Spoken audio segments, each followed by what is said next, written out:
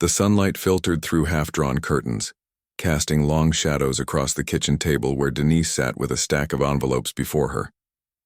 Her fingers moved mechanically, sorting them into piles. Bills that needed immediate attention, those that could wait another week, and the ones she'd already set up payment plans for. The morning silence was broken only by the occasional sigh escaping her lips and the distant sound of a shower running upstairs. 7 years into their marriage, Denise and Anthony Taylor had fallen into comfortable routines. Their modest 2-bedroom home in Pine Creek Estates wasn't fancy. The kitchen cabinets needed updating, and the backyard fence had been leaning precariously since last winter's storms, but it was theirs. Or at least it would be after 20 more years of mortgage payments. Denise picked up an envelope with a red final notice stamp across the front. She didn't need to open it to know what it contained. The car payment. Again. Her stomach tightened as she slid her finger under the flap and pulled out the threatening letter inside. 3 months behind, she whispered to herself, quickly calculating numbers in her head. They needed $1,450 to catch up, plus this month's payment coming due in just 8 days. The math was impossible. The shower upstairs shut off. Denise quickly tucked the notice under a stack of cooking magazines and reached for her coffee, now cold. She didn't want Anthony starting his day with more stress, not when he was already working 60-hour weeks trying to keep them afloat. Anthony came downstairs 15 minutes later, his work boots in hand and hair still damp. His construction company uniform, once crisp navy blue, had faded to a softer shade after countless washes.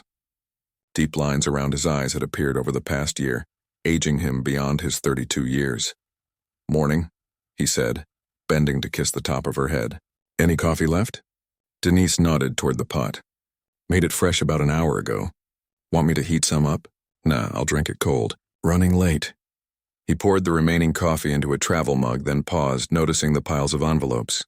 "More bills?" "Just the usual," Denise said, forcing lightness into her voice. "Nothing we can't handle."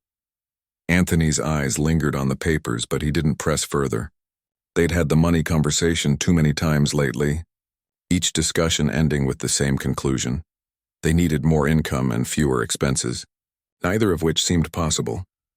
"I should be home around 7, he said, grabbing his lunch from the refrigerator. "Unless Rodriguez asks for overtime again. Will you take it if he offers?" Anthony shrugged. "Don't really have a choice, do we?" After the door closed behind him, Denise pulled the car notice back out. Their Toyota sedan was nothing fancy, a practical 5-year-old model they'd bought used, but they relied on it completely. Anthony needed it for work when job sites were too far for public transportation. She needed it to visit her clients scattered across 3 counties.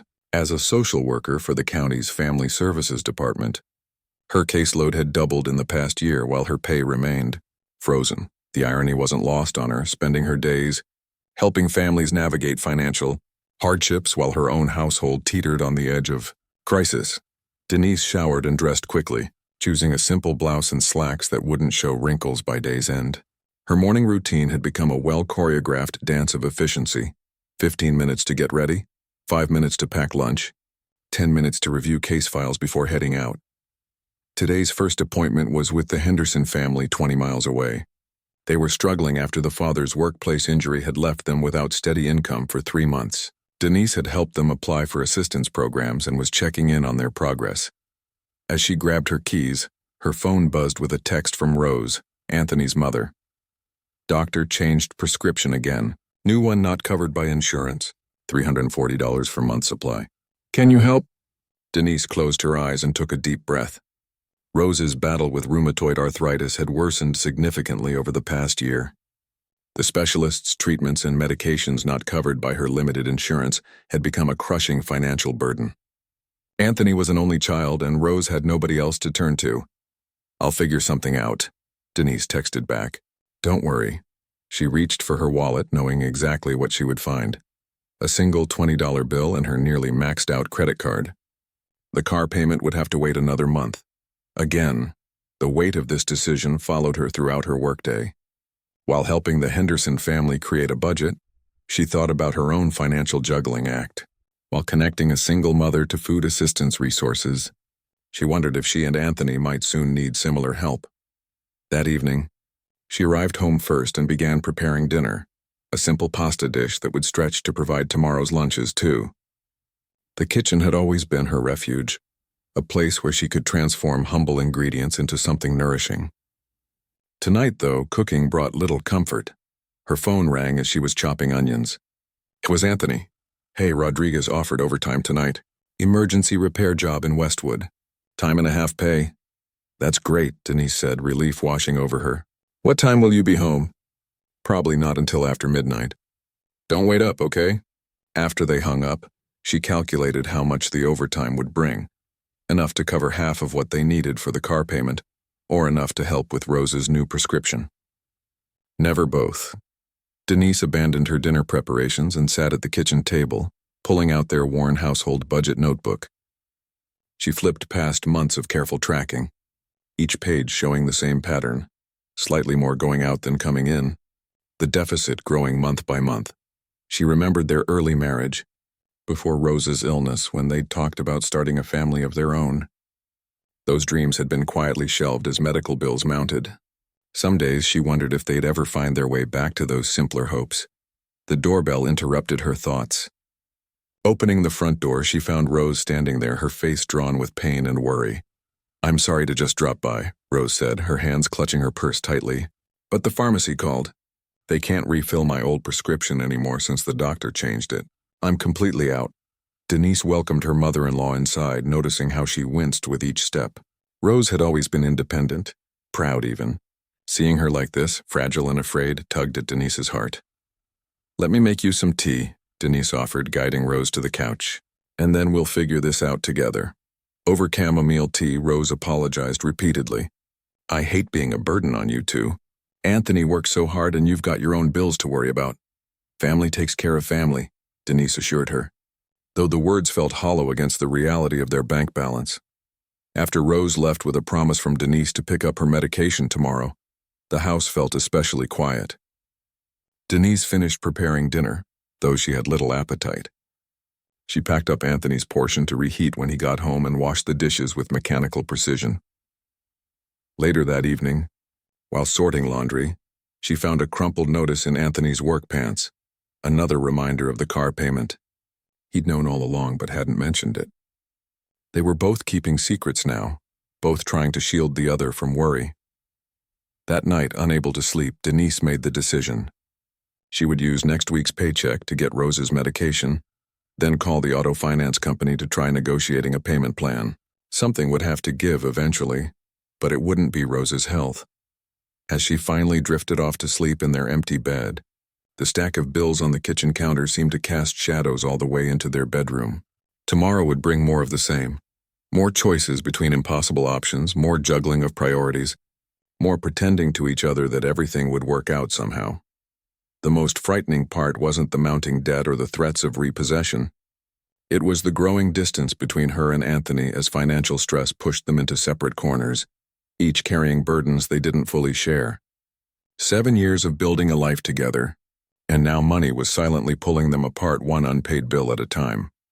Outside their window, a light rain began to fall, its gentle rhythm a stark contrast to the storm brewing within their home, a storm that would soon reach its breaking point with a single moment of anger and a cake meant for celebration. 2 weeks had passed since Denise made the decision to prioritize Rose's medication over their car payment. The choice had seemed clear in that midnight moment.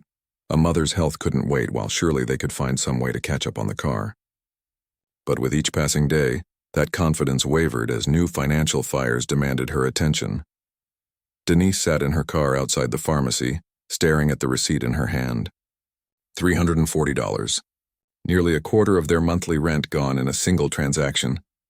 She tucked the paper into her purse beside the orange prescription bottle and started the engine. At least Rose would have relief for another 30 days. Her phone buzzed with a text from Anthony. "Working late again. Don't wait up." These brief messages had become their primary form of communication. Between his extended hours at the construction site and her packed schedule with clients, they sometimes went days without a real conversation. When they did see each other, exhaustion made them reach for the remote instead of each other's hands.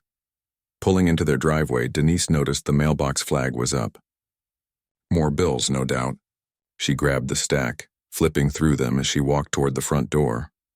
Electric water credit card minimum payment. And, her stomach dropped, another notice from the auto finance company.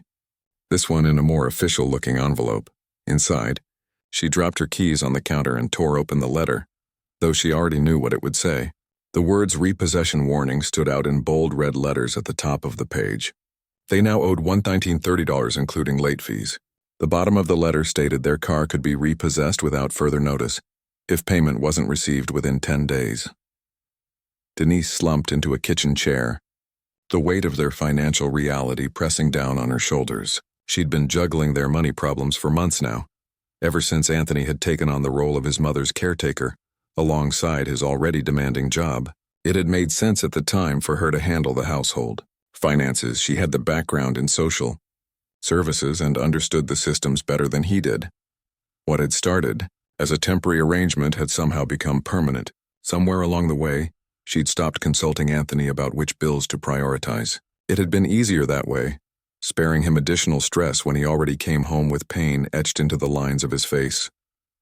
Now, she realized, she'd been shielding him too much. He didn't know how close they were to losing their car. He didn't understand that every time his mother needed something, their own financial foundation cracked a little more. Denise opened their shared calendar app and circled the date 10 days away. Their 7th anniversary. She'd been planning a small celebration. Nothing extravagant, just a home-cooked meal and perhaps a chance to reconnect. Now that date had a much darker significance. The next morning, Denise woke early and called the auto finance company before leaving for work. "I understand your situation, Mrs. Taylor," the customer service representative said after Denise explained about Rose's medical expenses. "But we've already sent multiple notices. Is there any way you could make at least a partial payment today?" "I get paid next Friday," Denise said, her voice tight. "I could send $600 then. Would that stop the repossession?" "I'm afraid we'd need at least half the balance, that's $965, to halt the process."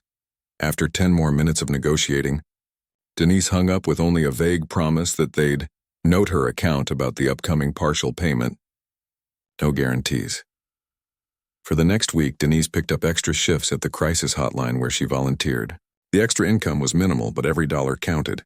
She cut every possible expense, canceling their streaming services, bringing lunches from home, even turning down the thermostat despite the autumn chill.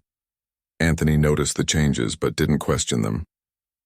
He simply added an extra layer of clothing when the house felt cold and ate the simple meals she prepared without comment. They were like two planets orbiting the same sun, connected by gravity but never touching. On Thursday evening, 5 days before their anniversary, everything changed. Anthony came home earlier than expected, his face grim as he slammed the front door. "Why is there a tow truck driver taking pictures of our car?" he demanded, dropping his lunchbox on the counter with a thud. Denise froze, dinner preparations forgotten. "What?" "Some guy from Valley Auto Recovery. Says we're 3 payments behind and they're documenting the vehicle before repossession." Anthony's voice rose with each word. 3 payments, Denise. That's over $1,000. How did we get so far behind without you saying something?" The moment she'd been dreading had arrived. There was no more hiding, no more protecting him from their reality. "I've been handling it," she said weakly. "Handling it." "They're about to take our car." He pulled a crumpled paper from his pocket, a business card from the repo agent. "I talked him into giving us until Monday, but he said that's the absolute deadline." "What happened to our money, Denise?" The kitchen suddenly felt too small, the air too thick. "Your mother's medications," she said quietly. "The new prescription isn't covered by insurance. It's $340 a month." Anthony stared at her. "And you didn't think to tell me this? We could have figured something out together." "When, Anthony? When would we have talked about it? You're barely home, and when you are, you're too tired to discuss anything more complicated than what's on TV. So you just decided to risk our car? The car we both need for work?" His voice had a dangerous edge she'd never heard before. "I didn't think we'd fall this far behind," Denise admitted. "I thought we could catch up." Anthony ran his hands through his hair in frustration. "What else don't I know about? What other financial disasters are waiting for me?" His question hung in the air between them. Denise thought about the maxed-out credit card, the overdue electric bill, the second notice from their insurance company. Their entire financial life was a house of cards, and the slightest breeze would bring it all down. "I was trying to protect you," she said finally. "Protect me?" Anthony's laugh was hollow. "This isn't protection, Denise. This is lying. I never lied. Lying by omission is still lying." He slammed his hand on the counter, making her jump. "We're supposed to be partners. How can we face things together if you're keeping secrets?" Denise felt tears welling up but fought them back. "Your mother needed help. What was I supposed to do? Let her suffer? We could have looked for programs to help with her medications. We could have talked to her doctor about alternatives. We could have done 1,000 things besides just not paying for our car." Each word hit Denise like a physical blow. She'd been so sure she was doing the right thing, making the only choice possible. Now, seeing the anger and betrayal in Anthony's eyes, doubt crept in. Had she made everything worse by trying to handle it alone? "I'm sorry," she whispered. "I thought I was doing what was best for everyone." Anthony's shoulders slumped, anger giving way to exhaustion. "How are we going to come up with nearly $2,000 by Monday?" "I get paid tomorrow," Denise said. "It's not enough, but it's a start." "Maybe you could ask for an advance at work? After I just took time off last month for Mom's appointments?" "Not likely." He sighed heavily. "I have some vacation days I could cash out. Might get us halfway there." They spent the next hour taking inventory of their options. Items they could sell quickly, friends who might loan them money, expenses they could delay even further. By the end, they had a plan that might work, but it would leave them with nothing in reserve. As Anthony headed for the shower, Denise called after him. "Our anniversary is next week. I was thinking we could have a special dinner at home." He paused in the hallway, not turning around. "Let's just focus on keeping our car first." That night, lying beside Anthony in bed, Denise felt the vast distance between them despite the inches separating their bodies. They drifted so far apart, each carrying their burdens alone instead of together. She wondered if they could find their way back to being the team they once were. In the darkness, she made a silent promise to herself. If they got through this immediate crisis, she would work on rebuilding the trust she'd damaged. No more secrets, no more solo decisions. They would face whatever came next, good or bad, together. As she drifted off to sleep, Denise had no idea that their anniversary dinner would become the breaking point that would either destroy their marriage or give them a chance to rebuild it from the ground up. The weekend passed in a blur of desperate phone calls and calculations.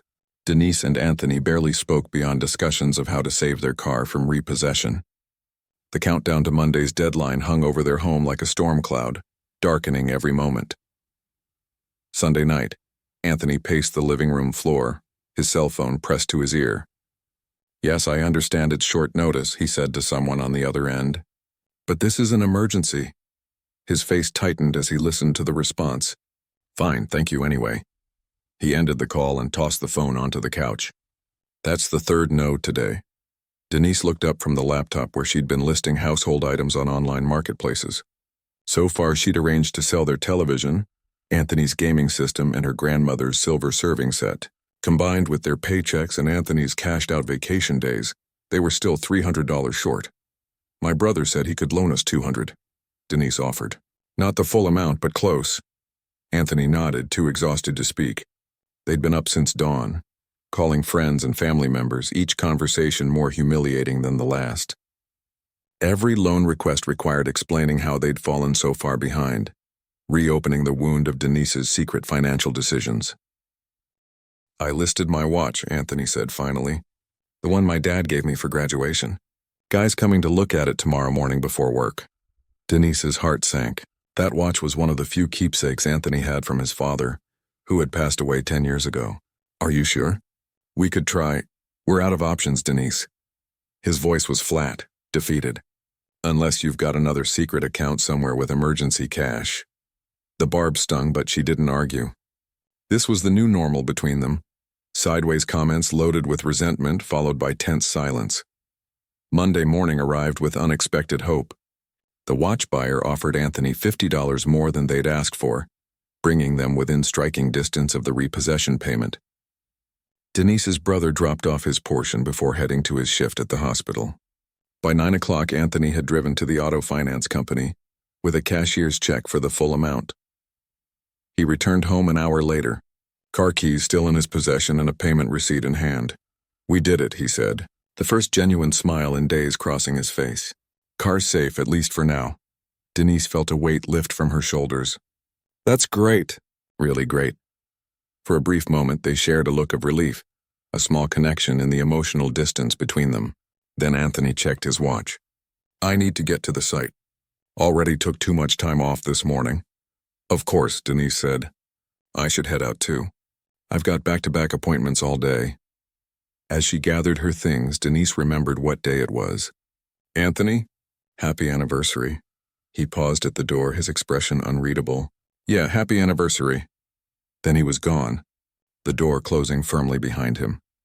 Denise's workday was chaotic, but for once, helping others with their problems provided a welcome distraction from her own.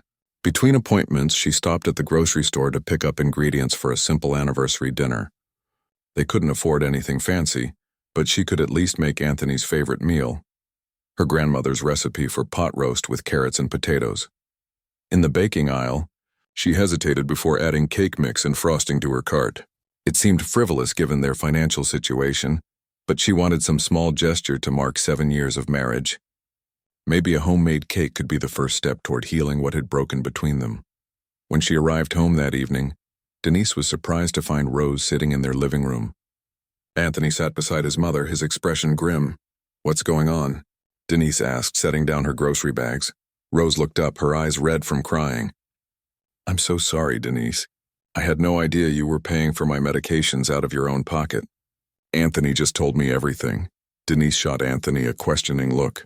This wasn't how she'd imagined starting their anniversary evening. Mom had an appointment with her doctor today, Anthony explained. She mentioned she was worried about the cost of her prescription. When the doctor heard how much she was paying, he said there's a patient assistance program that would cover most of it. Rose nodded tearfully. I could have been getting my medicine for just $40 a month all this time. If I'd known you were in such a tight spot because of me. It's not your fault, Denise said automatically, though she felt a twist of frustration. All those months of sacrifice, of choosing between bills, of watching their credit score plummet, and there had been a solution the entire time. I should have looked into it, Anthony said, his voice tight. If I'd been more involved instead of leaving everything to you. Or if I'd told you what was really going on, Denise finished. The tension in the room was palpable. Rose looked between them, clearly sensing the strain in their marriage. I should go, she said, struggling to her feet. You two probably want to be alone on your anniversary. Anthony helped his mother to the door, promising to call her tomorrow. When he returned to the living room, Denise had already begun unpacking the groceries in the kitchen. I bought ingredients for dinner, she said, trying to keep her voice light. And a cake mix. I thought maybe a cake. Anthony laughed without humor. We just barely saved our car from repossession this morning, and you're buying cake mix. Denise felt her face grow hot. It's our anniversary. I wanted to do something nice. Something nice would be figuring out how we're going to make next month's payments. He picked up the box of cake mix. How much was this? $4.05? That's money we don't have to waste right now. It wasn't a waste, Denise said, snatching the box back. And I used my own lunch money for the week to buy it, so don't worry about our budget. She turned away from him and began preheating the oven. Behind her, she heard Anthony sigh heavily. Look, I'm sorry. It's just, he ran a hand through his hair. Finding out about that assistance program today really got to me. All these months of stress, and there was a solution right there. You think I don't feel bad about that? Denise turned to face him. But I didn't know either. And I was trying to do what was right for your mother. By keeping me in the dark? By making decisions that affected both of us without even telling me? The familiar argument was building again, gaining momentum with each exchange. Denise tried to steer them back to calmer ground. Can we just not do this tonight? It's our anniversary. I thought we could have a nice dinner and maybe talk about something besides money and bills for once. Anthony shook his head. That's always been our problem. We don't talk about the hard stuff until it's too late. As they argued, Denise continued preparing dinner on autopilot, chopping vegetables with more force than necessary. She started the cake while the pot roast cooked, pouring batter into a round pan and sliding it into the oven alongside their meal. The argument escalated as dinner preparations continued. Old wounds reopened, new accusations emerged. By the time Denise pulled the cake from the oven, they were barely speaking. She focused on frosting the cake. using the simple task as meditation. The chocolate frosting spread smoothly over the warm yellow cake. On impulse, she wrote "Happy 7 years" in wobbly blue icing across the top. It wasn't beautiful, but it was heartfelt. "Dinner's ready," she announced, setting the cake on the counter to finish cooling. Anthony came into the kitchen, his face still tight with anger. The sight of the cake seemed to trigger something in him. "Are you even listening to me, Denise? We're drowning in debt. We almost lost our car, and you're acting like everything's fine with your little anniversary cake." "I'm not acting like everything's fine," Denise shot back. "I'm trying to save something good from this day." "There's nothing good about where we are right now, and it's because you decided to handle everything yourself, instead of trusting me to be your partner." The words hit like physical blows. Tears sprang to Denise's eyes. "That's not fair. I was trying to protect you. Protect me. Look where your protection got us." In a sudden burst of rage, Anthony grabbed the cake from the counter and hurled it at her.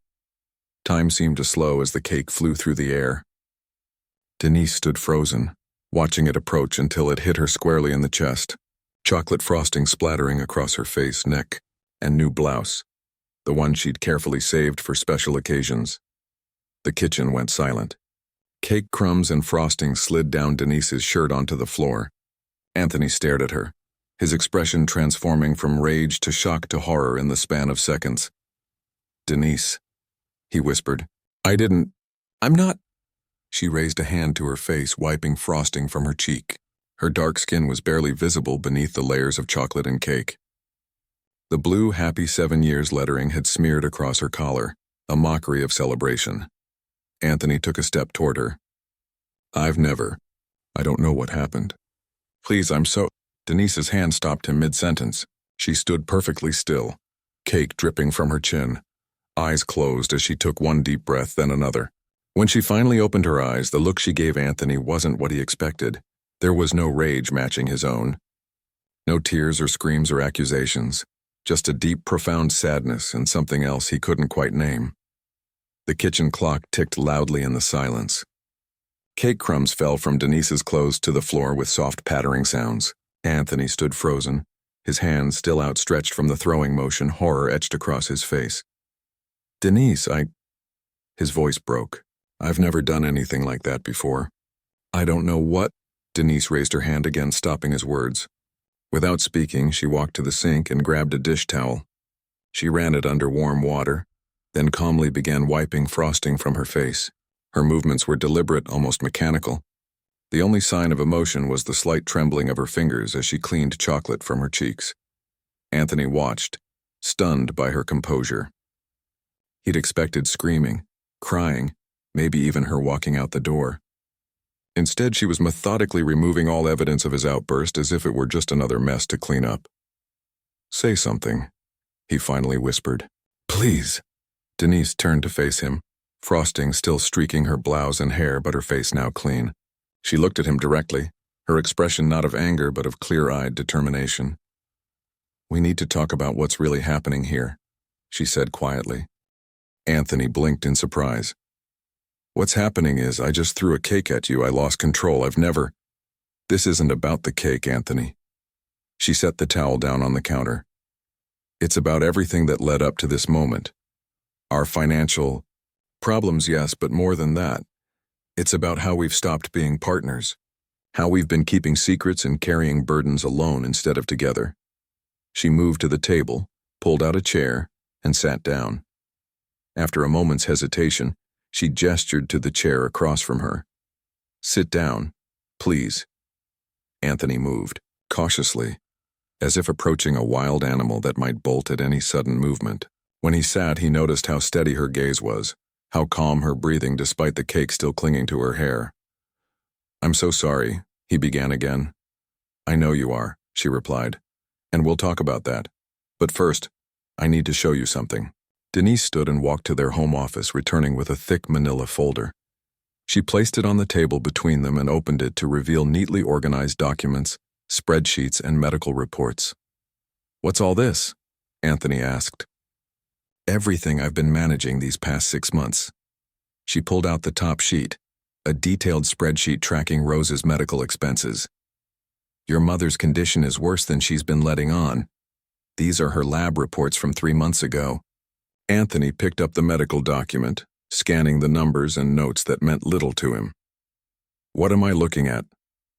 The medication she's been taking isn't just for pain management. Without it, her condition could progress to organ damage. Denise pulled out another document.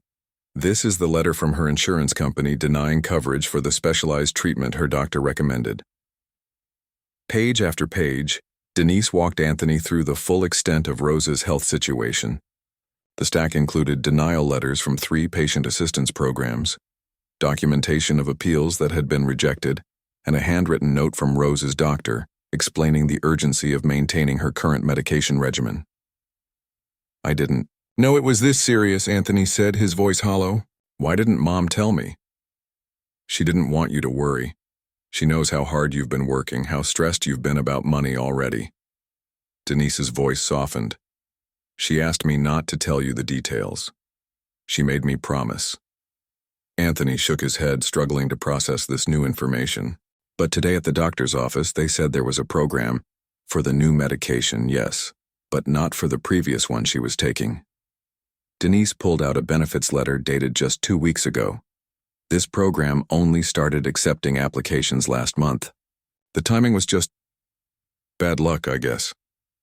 Understanding slowly dawned on Anthony's face.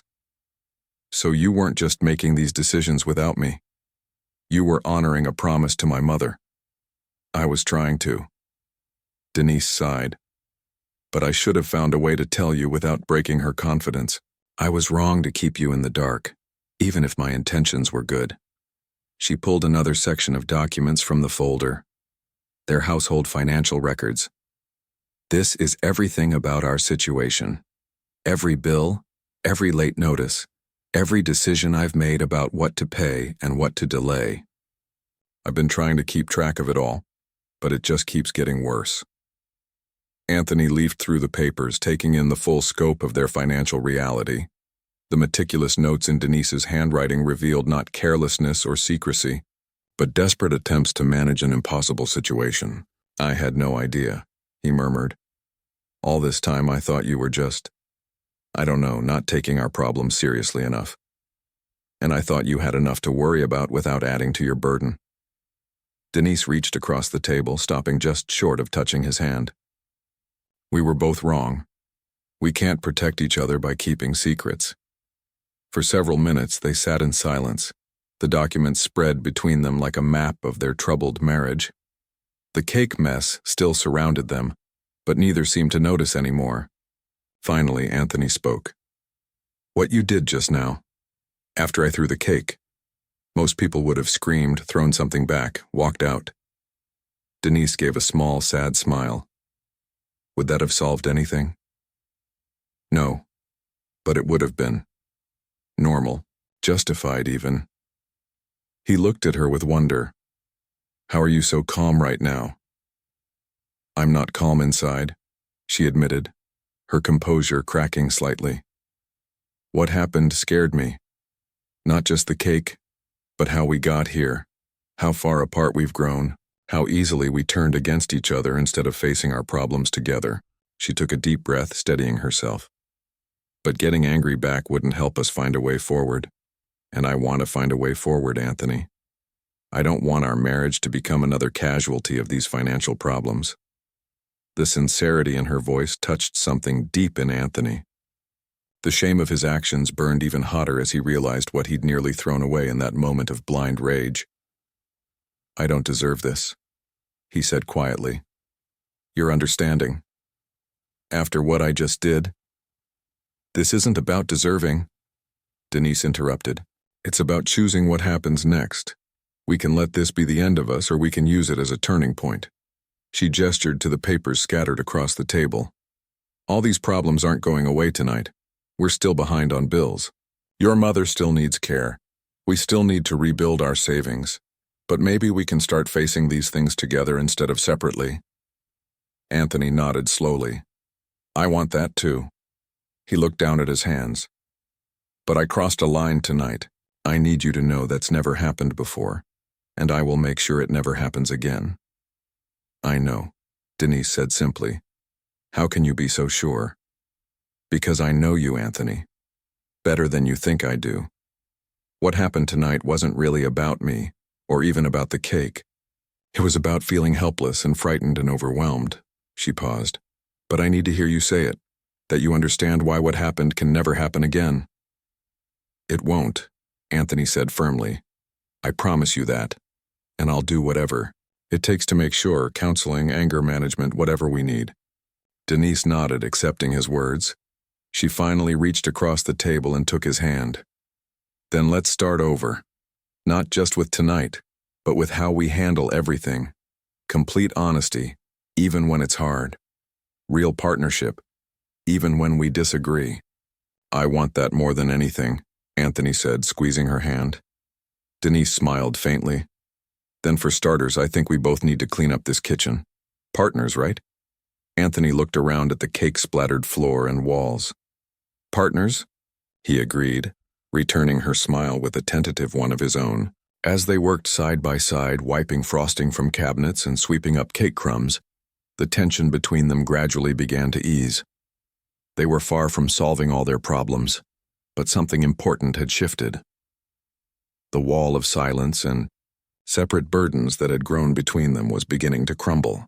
Later that night, after showers and changed clothes, they sat at the clean kitchen table with legal pads and calculators.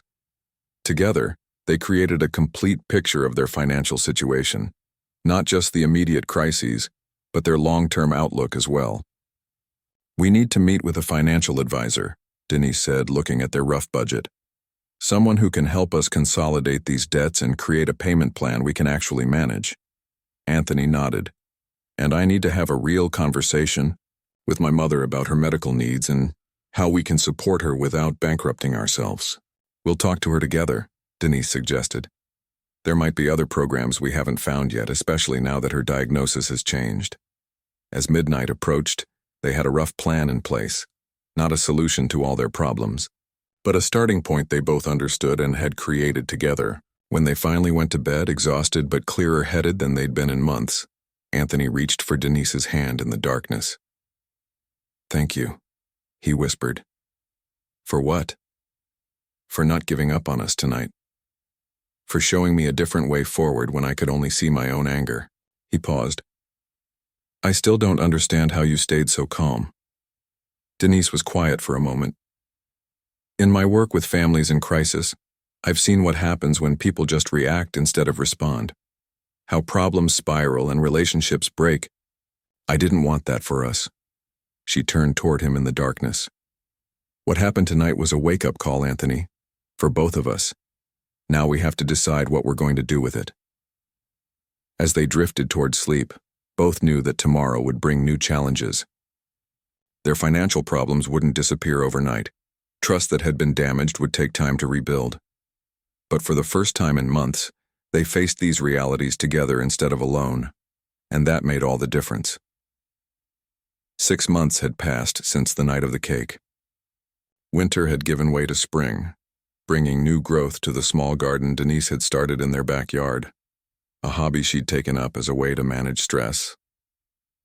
Today, the April sunshine warmed her shoulders as she carefully planted tomato seedlings in the freshly turned soil. Need any help out there? Anthony called from the back door. Denise looked up, shielding her eyes from the sun. I'm almost done, but you could bring out some water if you want. Anthony disappeared inside, returning moments later with 2 glasses of ice water. He handed one to Denise, then lowered himself onto the wooden bench they'd found at a yard sale last month. The bench had been wobbly and weathered when they bought it for $15, but Anthony had spent a weekend restoring it, sanding, reinforcing, and staining the wood until it looked almost new. Garden's looking good, he said, taking a sip of his water. Denise sat beside him, brushing dirt from her hands. It's coming along. The peppers are already sprouting and the herbs should be ready to harvest in a few weeks. They sat in comfortable silence, looking out over the small but thriving garden. It was just one of many changes they'd made since that turning point in their kitchen half a year ago. The morning after the cake incident, they'd both taken a rare day off work. While cleaning up the last traces of frosting from the kitchen, they'd made a list of everything that needed to change, not just their financial situation, but their patterns of communication, the division of responsibilities, and how they handled stress both individually and as a couple. That list had become their roadmap over the following months. Mom called earlier, Anthony said. Her latest lab results came back.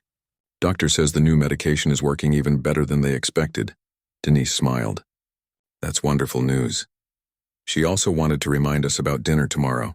She's making her famous pot roast. The relationship with Rose had transformed as well. After the night of the cake, Anthony and Denise had sat down with her for a heart-to-heart conversation. Together, they'd explained their financial situation and the strain her medical needs had placed on their marriage. Instead of driving them apart, the honest discussion had brought all three closer. Rose had been horrified to learn how her health care had affected them, but Denise and Anthony had been careful not to blame her. Instead, they'd worked together to find solutions. Anthony's older sister Beth, who lived in another state, had agreed to contribute to their mother's care fund once she understood the situation.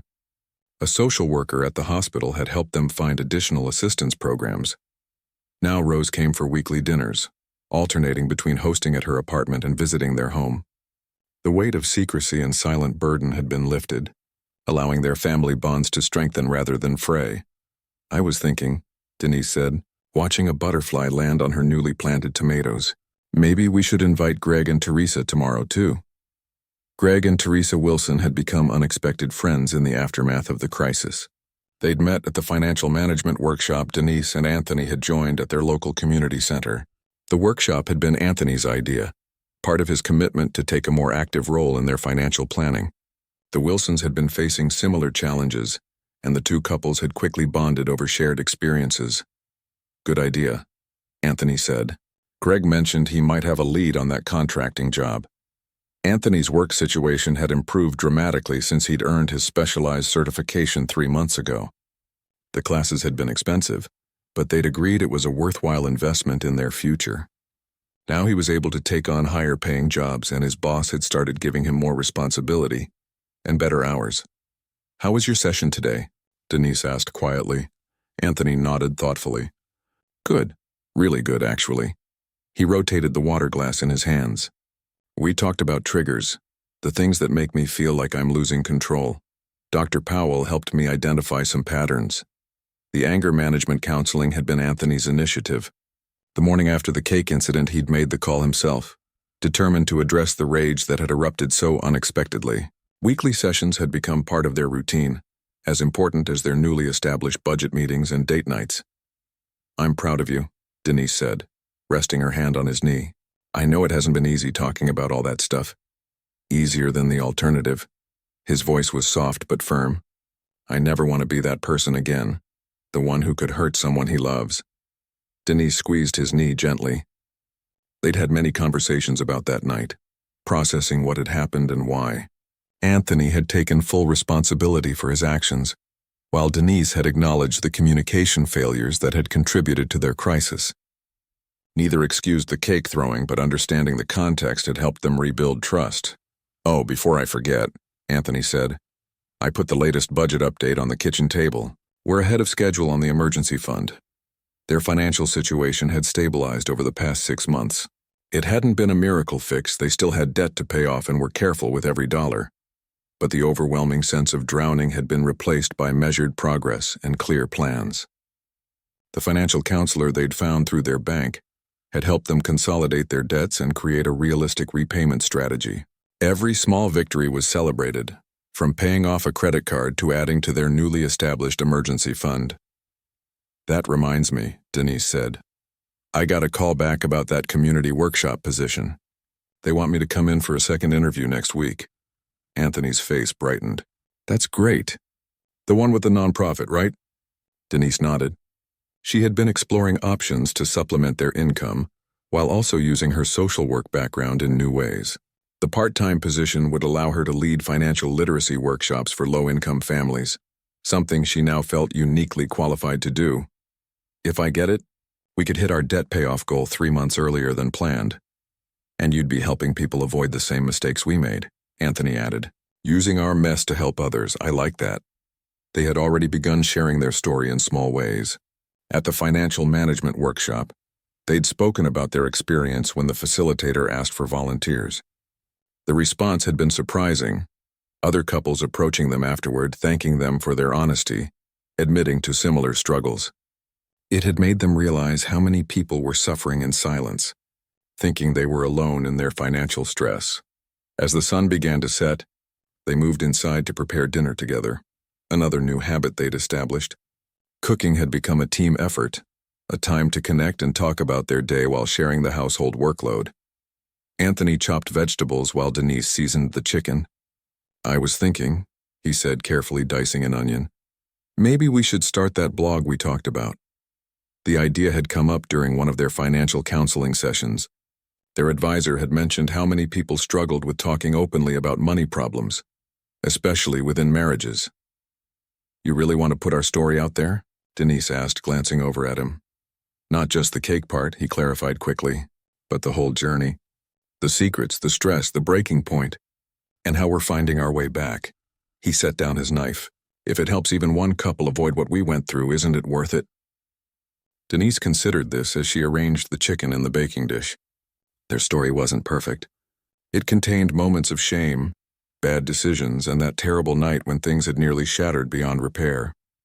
But it also showed how crisis could become opportunity, how breakdown could lead to breakthrough.